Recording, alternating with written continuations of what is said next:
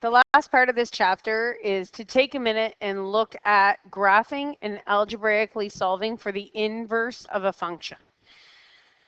Okay, so this is something you have never seen before. We can have what's called inverses of functions. And so let's say we were looking at the function f of x equals 2 to the x. We're going to use a little bit of mapping diagram here. Well, if I put a 0 in for x, then my output would be 0. If I put a 1 in for x, my output would be 2. If I put an input of 2, my output would be 4. If I put a 3 in, 6, 4, 8, and so on. So when we talk about inverses, all we actually talk about is flipping our inputs as outputs and outputs as inputs. So basically, we're going to interchange our x and our y columns. So if I was going to look at the inverse of f of x equals 2 to the x, then what the inverse would look like is this, is 0 would go to 0, 2 would now go to 1, 4 would go to 2, 6 would go to 3, and 8 would go to 4. So we're just going to flip-flop our outputs and our inputs, which means we need a table of values in order to do this. So let's say I gave you this graph, and I wanted you to graph the inverse function on the same grid. Well, in order to do that, we need to pull off our point. So in red, let's say that in red is going to be our f of x point, so f of x. And then in blue, I'll do the inverse points. So let's start here. My first point I'm going to look at is -5, 2. All right, so, and then on this side in blue, let me do my inverse points. So my inverse of -5, 2 would just be 2, -5. So 2, -5. So that would be way down here. And let me actually, let's number these. So I'm going to put a 1 by there, and I'm going to put a 1 by up here, and 1 here. Okay, so let's try another one. -5, oops, sorry, that was in the wrong spot. Whoops. Okay, this should be a 1 right there. Okay, next spot, -3, 7. -3, 7 is the next point I'm going to look at. So my inverse point to that would be at 7, -3. So 7, -3 right here. And I'll put a number 2 right by there. I'll put a 2 right by there. So that's where my inverse point lands. Okay, let's try another one. So 0.3, let's try that set -4, -4. Well, that one's certainly interesting. So my inverse of -4, -4, of course, is going to be -4, -4. So it lands directly at the same spot. So this is 3 blue, but it's also 3 red. Same spot. Okay, let's keep going. How about 2, -9? So 2, -9 down here, that's my fourth point. And my inverse to that would be -9, 2. So -9, 2. Look at that, all the way over here. And that's my fourth point. My fifth point would be 6, 1. So that's my fifth point. And the inverse of 6, 1 is 1, 6. 1, 6, which is up here. And lastly, we have that last point over there, our 6th point, which is at 9, 4.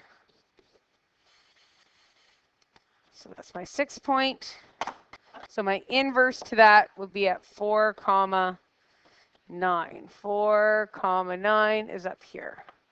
Okay, so if you start comparing where the points are to where their inverses are, do you have an idea on how the inverse works? All right, well, if not, no worries. We're going to keep going. It'll come to you, I'm sure.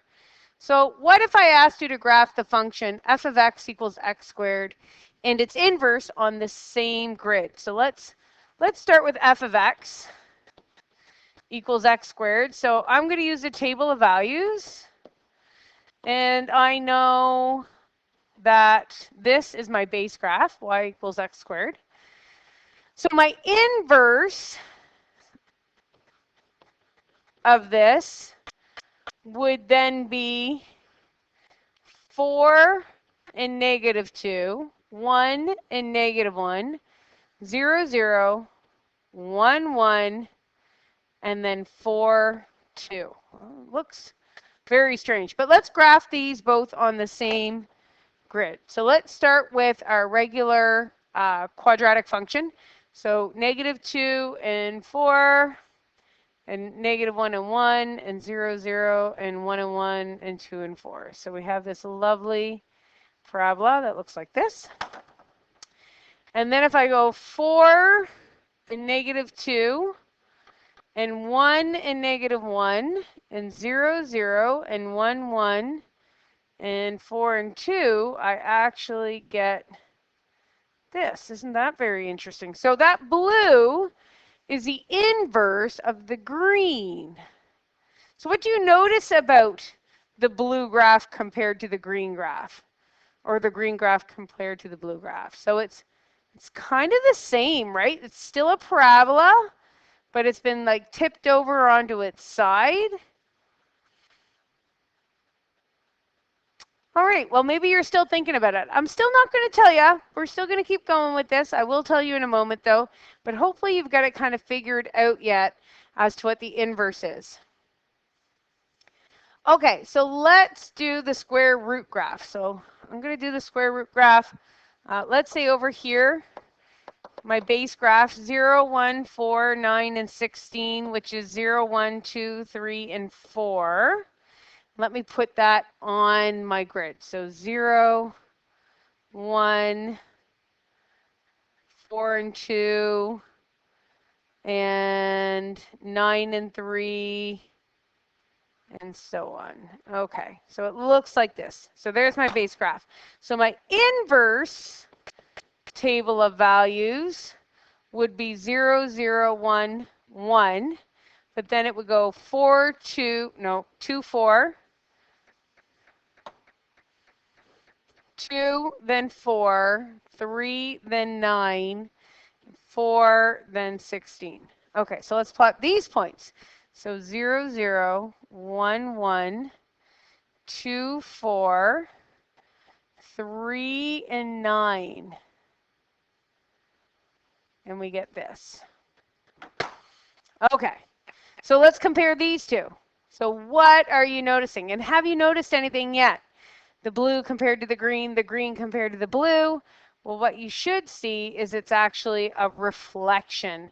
It's a reflection in the y equals x line. So this black line represents y equals x.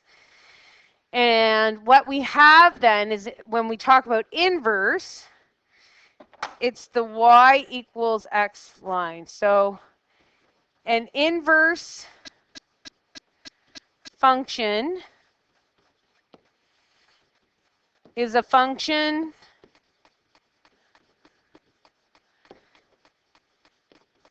that has been reflected in the y equals x line, right? So if we go back a little bit, let me go back to here. If I put in that y equals x line, maybe it's easier to see now. If I go back here and I put in the y equals x line, does it become more noticeable now that we're just reflecting over that line? So that's what we're doing. So reflection on the diagonal. Okay. Oops. So there we go. Good. All right. So what if we want to do this algebraically and we don't want to do it with graphing? We want to know the algebraic equation of that graph that we've just created through the inverse. Well, we can do that by switching up our x and our y values. So here are steps that we follow. The first thing we do is you're going to write your equation as y equals instead of f of x equals. Then you want to solve your equation for x equals. So we're going to rearrange it so it reads x equals instead of y equals. Then you're going to actually interchange your x and y and write the equation as the inverse of x. So let me show you how that works. We have f of x equals 3x minus 5. I'm going to take my first step, and I'm going to write that as y equals 3x minus 5. Okay, so now I want to solve this for x equals. I want x all by itself. So I'm going to add 5 to each side so that I get y plus 5 equals 3x. Then I'm going to divide everything by 3. And I get x equals y plus 5 over 3. Then, so that was step 2. Step 3 is I'm going to interchange x and y. So where x is, I'm going to put a y. Where there's a y, I'm going to put an x. And then my last step is to actually replace the y with an f to the negative 1x. So that's the inverse function is x plus 5 over 3. So really you can see the work is in step 2, not in step 1, 3, and 4. So it's all about rearranging it so it reads x equals instead of y equals. Let's try that again. Okay, so what if I had f of x equals 2x squared minus 5? And my first step is I'm going to write this as y equals 2x squared minus 5. Then I want to solve for x equals. So I'm going to add 5, y plus 5 equals 2x squared. Divide each side by 2. Y plus 5 over 2 equals x squared. Of course, I don't want an x squared, so I'm going to have to take the square root of each side.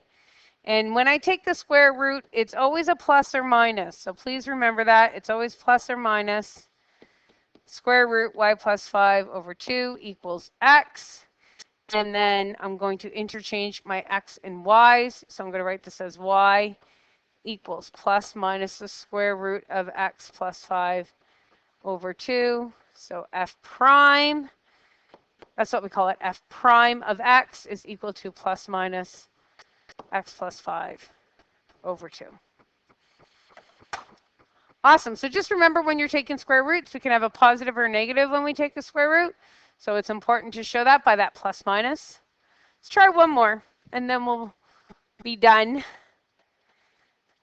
and go on to some practice. So same thing. I'm going to start with y equals 3x plus 2. Now notice my x is in the denominator, which does not help me at all. And so to deal with that, I'm actually going to put this y over 1, and I'm going to cross multiply. And when I cross multiply, I get y bracket x plus 2 equals 1 times 3, which is 3. And then I can divide each side by y because I'm looking to get x all by itself. So I have x plus 2 equals 3 over y. And then I can subtract 2 from each side. So x equals 3 over y minus 2. Now that I have x all by itself, I'm just going to interchange my x and y. So y equals 3 over x minus 2. And then, of course, we don't want to write it as y equals. We want to write it as f prime of x equals 3 over x minus 2. And there we go. So the algebraic method is just like solving equations. It's rearranging equations is all it is. But of course, it takes some practice and some getting used to. So for your homework tonight, one, make sure you get these notes copied down. So they're not big notes, just a little bit. The inverse of a function can be found by interchanging x and y in the equation and then solving the new equation for y. So in this note, it actually does step 3 and 2. It switches them up, which is fine. For algebraic inverses of quadratic functions, the functions must be in vertex form. So all that means is that if you want to find the inverse of any quadratic, it has to be in this form in order to do that, because if it's in factored form, we have a hard time solving for x because there's actually two x's. So that doesn't help us at all. Same with standard form, right? Standard form, ax squared plus bx plus c. Again, you can see we have these two x's. Doesn't help. So just make sure that you only have one variable in order to rearrange. The other thing is that the inverse of a function is not necessarily a function. So just because it is a function and then we find the inverse of it doesn't mean the inverse function will be a function. A good example of that is actually the parabolas, right? So when we found the inverse of the parabola, notice we get a parabola on its side. Well, it actually fails our vertical line test. So we know that just because we're given a function doesn't mean the inverse will also be a function. And the parabola is the good example of that one. All right, homework, page 138, and make sure that you reach out if you have any questions. This will conclude Unit 1.